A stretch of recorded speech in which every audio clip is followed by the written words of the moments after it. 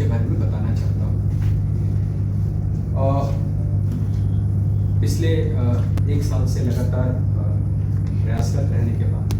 आज बिहार राज्य में कुल 10,332 पदों की स्वीकृति यातायात प्रबंधन के लिए मिल गई है, जो पहले करीब 2-2.5 के आसपास हुआ करती थी। पूर्व से 12 जिलों में जो स्वीकृत यातायात बल था, उसके अलावा प्रदेश के अन्य 28 जिलों में भी यातायात बल की स्वीकृति मिल गई है और इसके तहत करीब 4,215 बल नया क्रिएट हुआ है। उसी तरीके से हाईवे पेट्रोलिंग योजना के तहत 1560 अतिरिक्त यातायात बलों की स्वीकृति प्राप्त हुई है। यहाँ मैं बताना चाहता हूँ कि हमारा प्रयास रहा है और सुप्रीम कोर्ट की कमेटी है जो रोड सेफ्टी पे काम करती है, उसकी यह अनुशंसा रही है कि जिलों में यातायात प्रबंधन हेतु BPRND द्वारा तय किए गए मानक के अनुसार बल उपलब्ध हो। तो इस दृष्टिकोण से पटना जिले में ये अचीवमेंट प्राप्त कर लिया गया है और ये बल जो है करीब 850 जो हुआ करता था, अब बढ़ करके 2600 के आसपास पटना जिले के लिए बल स्वीकृति प्राप्त हो गई है। तो आपको याद होगा कि पहले हम लोगों ने यातायात बल का जुरिस्डिक्शन पूरे जिले में स्थानांतरित ये करवाया है, एक्सपैंड करवाया है। पहले ये केवल म्यूनिसिपल लिमिट तक सीमित, तो उसके मद्देनज़र इस बल वृद्धि का बहुत ज़्यादा महत्व है और हम सही ढंग से पूरे जिले में जो है यातायात संधारण में अपनी महत्वपूर्ण भूमिका निभा सकेंगे। ये बल स्वीकृति तो हो गई है, लेकिन बल में जिला पुलिस में रिक्तियों की संख्या अभी एक स्तर तक है, करीब 30% के स्तर तक है और इस सिलसिले में आपको ज्ञात होगा कि करीब 21,000 कांस्टेबल्स की नियुक्ति की प्रक्रिया चल रही है। इनकी नियुक्ति होते ही हमें उम्मीद है कि सभी जगह पे ऑप्टिमम बल उपलब्ध करा दिया जाएगा सभी जिलों में और यातायात प्रबंधन में उससे मदद मिलेगी। दूसरी तरफ हम लोगों ने हैंडहेल्ड डिवाइस की चर्चा आपसे पहले की थी और नवंबर 2023 से यातायात नियमों के उल्लंघन के विरुद्ध मैनुअल चालान को बंद करते हुए हैंडहेल्ड डिवाइस के माध्यम से चालानी की प्रक्रिया शुरू की गई थी। अभी राज्य में सभी जिलों में मिला करके कुल 1527 हैंडहेल्ड डिवाइस उपलब्ध कराए गए हैं, जो मूलतः न्यूनतम मानवीय हस्तक्षेप और साक्ष्य आधारित कार्रवाई में हमारी मदद करते हैं और इसके चलते इस चालानी प्रक्रिया में शिकायतों में काफ़ी कमी आई है। साक्ष्य आधारित होने से इसके कॉम्प्लायंस लेवल पे भी काफ़ी अच्छी वृद्धि देखी गई है। यदि मैं उन आंकड़ों की बात करूं तो यातायात नियमों के उल्लंघन पर चालान की कार्रवाई में वर्ष 2022 से वर्ष 2023 की तुलना में करीब 116% वृद्धि राजस्व में देखी गई है।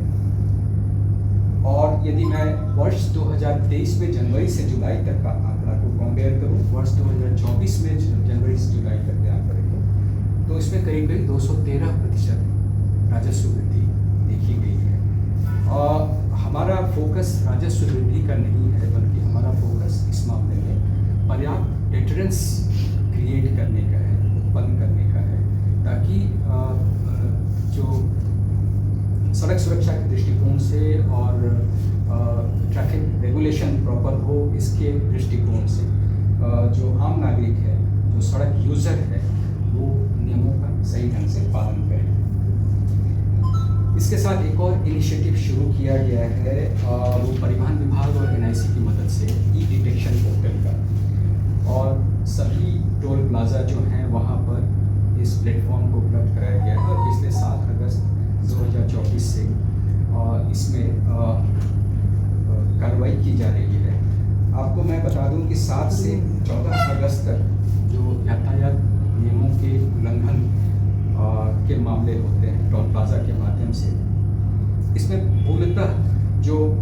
डॉक्यूमेंट आधारित ऑफेंसेस होते हैं उसको कवर किया जाता है और इसके माध्यम से